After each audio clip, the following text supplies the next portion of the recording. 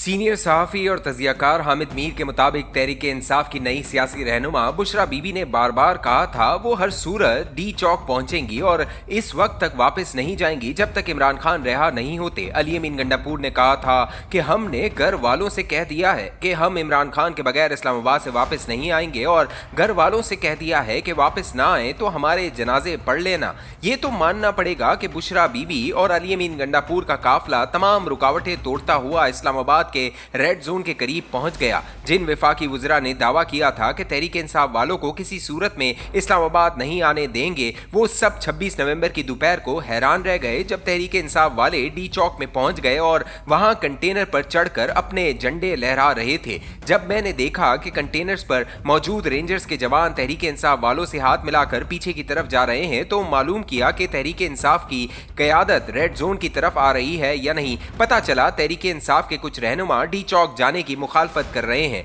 क्योंकि इनके ख्याल में मुज़ाकरात के जरिए इमरान खान को रिहा कराना आसान हो गया है। काफी देर तक तहरीक इंसाफ का कोई रहनुमा डी चौक नहीं आया बल्कि ये साहिबान चाइना चौक आकर रुक जाते थे। कारकुन अपने रहनुमाओं से लड़ते रहे कि आगे बढ़ो। रहनुमाओं का ख्याल था कि अगर सिक्योरिटी फोर्सेस ने फायरिंग शुरू कर दी तो लाशें गिरेंगी। इस दौरान वाकई फायरिंग और आंसू गैस की शेलिंग शुरू हो गई। कारकुनों ने मजम्मत की लेकिन फिर पीछे हटते गए। मगरिब तक डी चौक को मुजाहिरीन से खाली करा लिया गया और फिर चाइना चौक पर मौजूद हुजूम के खिलाफ क्रैकडाउन के लिए अंधेरे का सहारा लिया गया। मैंने आंसू गैस के धुएं और गोलियों की तड़तड़ाहट में मुजाहिरीन और सिक्योरिटी फोर्सेस के दरमियान घूम फिर कर बहुत से सवालात के जवाब तलाश किए। अहम तरीन सवाल यह था कि तहरीक इंसाफ का काफिला इस्लामाबाद के अंदर कैसे आ गया। कारकुनों का कहना था कि वो 2 दिन की मजम्मत से रुकावटें हटाकर आए हैं। पुलिस, रेंजर्स और एफसी वालों का कहना था कि हमने शहर के दाखिली रस्तों पर ज्यादा मजम्मत इसलिए नहीं की क्योंकि हुजूम बहुत बड़ा था जिसमें औरतें भी शामिल थीं और हम अपने ही पाकिस्तानियों की लाशें नहीं गिराना चाहते थे। एक अहम बात यह पता चली कि इस्लामाबाद के तमाम रास्ते 23 नवंबर को बंद कर दिए गए थे। सिंध, पंजाब और आजाद कश्मीर पुलिस के अलावा रेंजर्स और एफसी को भी इस्लामाबाद बुला लिया गया था। दूसरे सूबों से बुलाए गए पुलिस के हजारों जवानों को रात सोने के लिए टेंट लगाकर दिए गए लेकिन इनके खाने पीने का मुनासिब बंदोबस्त नहीं किया गया। 2-3 दिन तक उन्होंने अपनी जेब से खाया पिया। इस्लामाबाद महंगा भी है, अक्सर पुलिस वालों के पैसे भी खत्म हो गए। 26 नवंबर तक ये थक चुके थे। जब इनके हालात का इल्म सदर आसिफ अली जरदारी को हुआ तो उन्होंने सिंध के वजीर दाखिला को हिदायत की कि अगर इस्लामाबाद पुलिस आपके जवानों का ख्याल नहीं रख सकती तो इनके खाने पीने का बंदोबस्त आप करें। मैं मजीद तफसीलात बयान नहीं कर सकता, कॉलम का दामन तंग है। 26 नवंबर ने तमाम रियासती इदारों की कमजोरियों को बेनकाब कर दिया है। इस्लामाबाद हाईकोर्ट का हुक्म तहरीक इंसाफ का एहतजाज नहीं रोक सका। मीडिया पर रियासत का कंट्रोल तहरीक इंसाफ के बयानिए को शिकस्त नहीं दे सका। टीवी चैनल्स और अखबारात की साख बड़ी तरह मजरू हो चुकी है। फरवरी के इंतखाबात के बाद वजूद में आने वाली विफाकी हुकूमत अवामी हिमायत से महरूम है। तहरीक इंसाफ बज़ाहिर एक पॉपुलर जमात नजर आती है लेकिन इस जमात के कारकुन इमरान खान के सिवा किसी दूसरे रहनुमा पर एतमाद नहीं करते और 26 नवंबर के बाद इस जमात के वो सब कायदीन कारकुनों की नजरों में मशकूक हैं जो गिरफ्तार नहीं हुए। क्या खैबर पख्तूनख्वा में गवर्नर राज और तहरीक इंसाफ पर पाबंदी किसी मसले का हल है? मुझे खदशा है कि तहरीक इंसाफ के मायूस कारकुनों की एक बड़ी तादाद वापस जाकर रियासत दुश्मन अस्करियत पसंदों के हाथ में खिलौना बन सकती है। जब भी सियासी जमातें और जमहूरी इदारे कमजोर होते हैं तो शिद्दत पसंद और मुसल्ला गिरोह मजबूत हो जाते हैं। 26 नवंबर का सबक यह है कि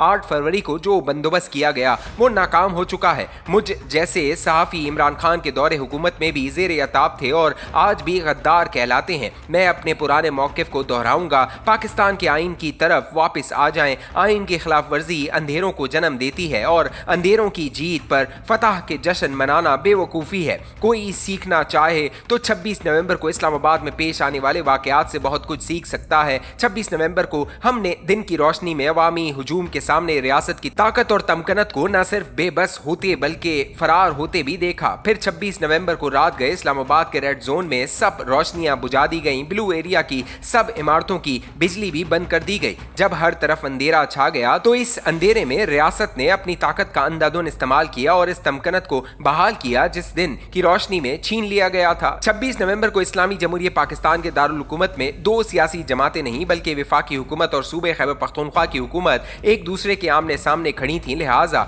इस दिन के वाकयात से सिर्फ एक फरीक को नहीं बल्कि दोनों फरीकैन को सबक सीखने की जरूरत है। वफाकी वज़रा ने रात के अंधेरे में क्रैकडाउन ग्राउंड के जरिए तहरीक इंसाफ वालों को इस्लामाबाद से भगाकर अगले दिन अपनी फतह का ऐलान किया और वजीर आला खैबर पख्तूनख्वा अली अमीन गंडापुर को भगोड़ा करार दिया। तहरीक इंसाफ के कायदीन ने कहा कि इनके कारकुनों पर डायरेक्ट फायरिंग हो रही थी, लिहाजा उन्होंने अपने कारकुनों की जिंदगियां बचाने के लिए एहतजाज खत्म करने का ऐलान किया। 26 नवंबर के वाकयात के एक ऐनी शाहिद की हैसियत से मेरी राय मुख्तलिफ है। इस दिन न तो विफाक ने सूबे पर फतह पाई है और न ही तहरीक इंसाफ के कारकुन पार्टी क़यादत के कहने पर इस्लामाबाद से वापस गए। हमें ये मानना पड़ेगा कि बतौर रियासत और बतौर कौम ये हम सब की शिकस्त का दिन था। दिन की रोशनी में तमाम रियासती इदारों की ताकत को शिकस्त हुई और रात के अंधेरे में तहरीक इंसाफ के कारकुनों का जोश और जज्बा शिकस्त खा गया, क्योंकि पार्टी की क़यादत मौके से फरार हो गई।